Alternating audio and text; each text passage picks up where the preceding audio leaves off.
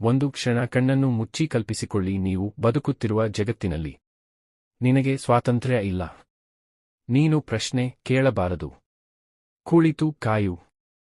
ಒಂದು ದಿನ ಸ್ವಾತಂತ್ರ್ಯ ಬರಬಹುದು ಅಂತ ಹೇಳುವ ಕಾಲವಿತ್ತು. ಆದರೆ ಆ ಕಾಲದಲ್ಲೇ ಒಬ್ಬ ಯುವಕನ ಹೃದಯದಲ್ಲಿ ಬೆಂಕಿಯೊಂದು ಹೊತ್ತಿಕೊಂಡಿತ್ತು. ಅಷ್ಟು ಭಯಾನಕವಾದ ಬೆಂಕಿ, ಅಪಾಯಗಳ ಗಾಳಿಯು ಅದನ್ನು ಆರಿಸಲಿಲ್ಲ. ಇದು ಕೇವಲ ಇತಿಹಾಸದ ಕತೆ ಅಲ್ಲ, ಇದು ಹೋರಾಟದ ಕತೆ, ತ್ಯಾಗದ ಕತೆ, ಎದೆಗುಂದದ ಧೈರ್ಯದ ಕತೆ.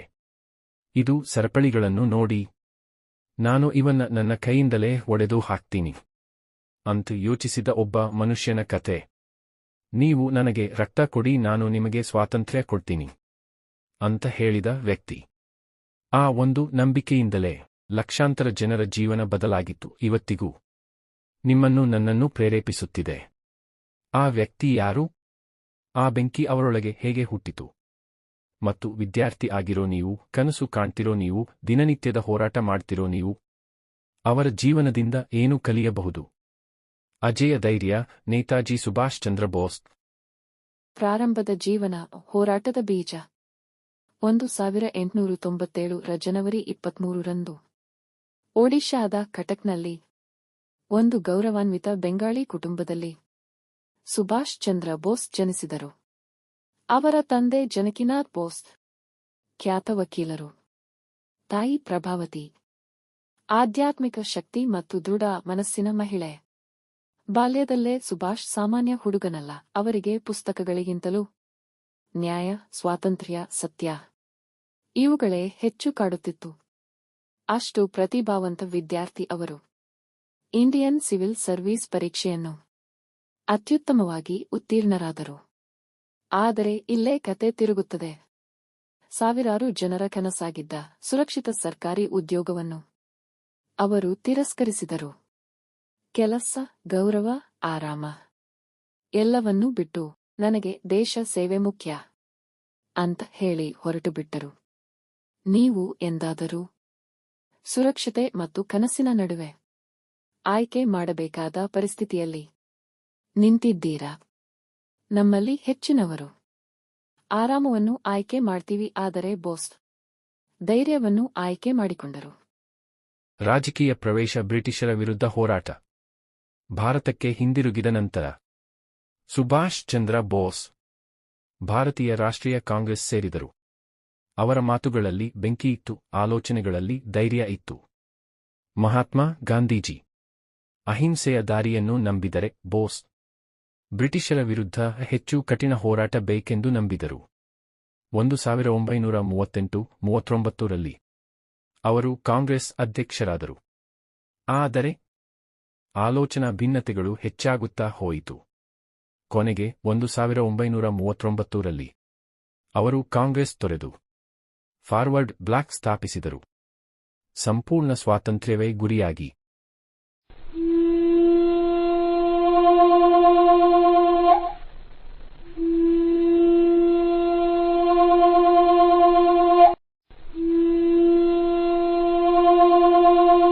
ಪರಾರಿಯಾಗಿದ ಕತೆ. ದ್ವಿತೀಯ ಮಹಾಯುದ್ಧ 1941. ಇತಿಹಾಸದಲ್ಲೇ ಅತ್ಯಂತ ಸಾಹಸಿಕ ಪರಾರಿಗಳಲ್ಲಿ ಒಂದು.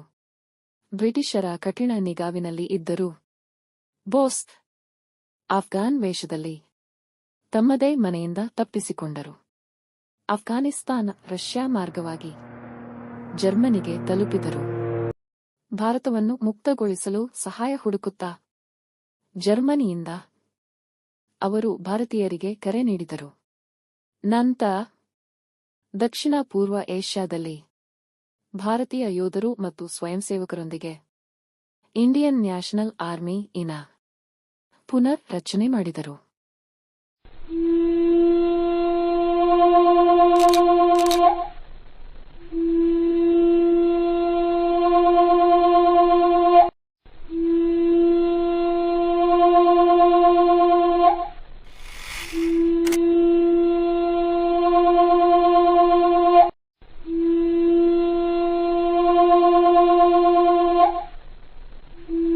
ಇನಾ ಮತ್ತು ದಿಲ್ಲಿ ಚಲೋ. ಬೋಸ್ ಸ್ವಾತಂತ್ರ್ಯವನ್ನು ಮಾತನಾಡಲಿಲ್ಲ. ಅದಕ್ಕಾಗಿ ಸೇನೆ ಕಟ್ಟಿದರು. ದಿಲ್ಲಿ ಚಲೋ ಎಂಬ ಘೋಷಣೆ ಸಾವಿರಾರು ಯುವಕರ ರಕ್ತದಲ್ಲಿ ಬೆಂಕಿ ಹಚ್ಚಿತು. ಅವರು ಜನರಿಗೆ ಹೇಳಿದ್ದು ಒಂದೇ, ಬೇಕೆ ತಲೆಬಾಗಬೇಡಿ. ನಾವು ಸಾಮ್ರಾಜ್ಯವನ್ನು ಎದುರಿಸದಿರಬಹುದು, ಆದರೆ ನಮ್ಮ ಜೀವನದ ಭಯ, ಸೋಲು, ಸಂಕಷ್ಟ ಇವುಗಳನ್ನ ಎದುರಿಸ್ತೀವಿ. ಪ್ರತಿ ಬಾರಿ ನೀವು ಮತ್ತೆ ಎದ್ದು ನಿಲ್ಲಿಸಿದಾಗ ಅದು ನಿಮ್ಮದೇ. ಇನಾಕ್ಷಣ ರಹಸ್ಯ ಮರಣ. ಉಳಿದ ಪ್ರಶ್ನೆಗಳು. 1945 ಆಗಸ್ಟ್ 18 ತೈವಾನ್ನಲ್ಲಿ ನಡೆದ ವಿಮಾನ ಅಪಘಾತ.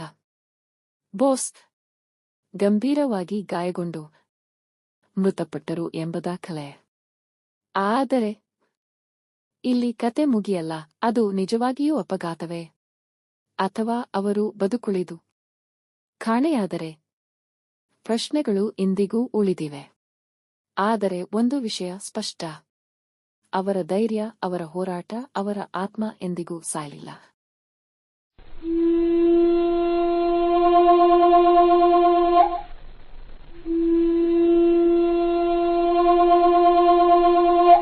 ಪರಂಪರೆ, ಕಾಲಾತೀತ ಪ್ರೇರಣೆ.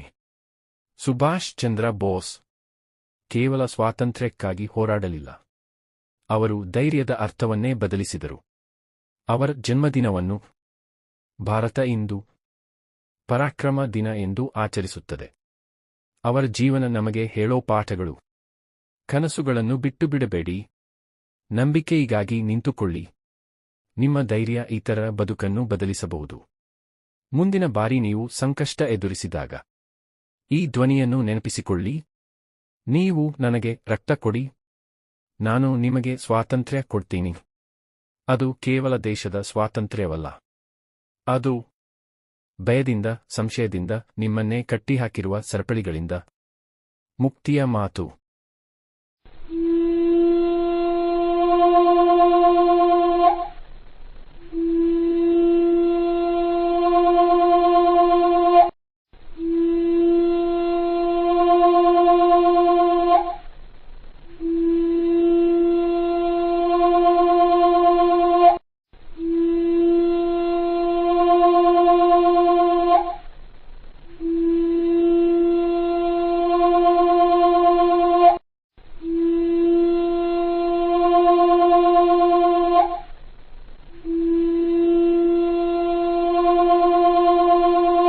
ಈ ಕತೆ ನಿಮ್ಮ ಹೃದಯ ತಟ್ಟಿದರೆ ಲೈಕ್ ಮಾಡಿ, ಶೇರ್ ಮಾಡಿ, ಸಬ್ಸ್ಕ್ರೈಬ್ ಮಾಡಿ, ಕಾಮೆಂಟ್ನಲ್ಲಿ ಹೇಳಿ. ಸುಭಾಷ್ ಚಂದ್ರ ಬೋಸ್ ಅವರ ಜೀವನದ ಯಾವ ಕ್ಷಣ ನಿಮಗೆ ಹೆಚ್ಚು ಸ್ಪರ್ಶಿಸಿತು? ನಿಮ್ಮ ಹೋರಾಟವೇ ನಿಮ್ಮ ಆಯ್ನ. ನೀವು ಯಾವ ದಿಕ್ಕಿಗೆ ಎದಿಲ್ಲಿ ಚಲೋ ಹೇಳ್ತೀರಾ?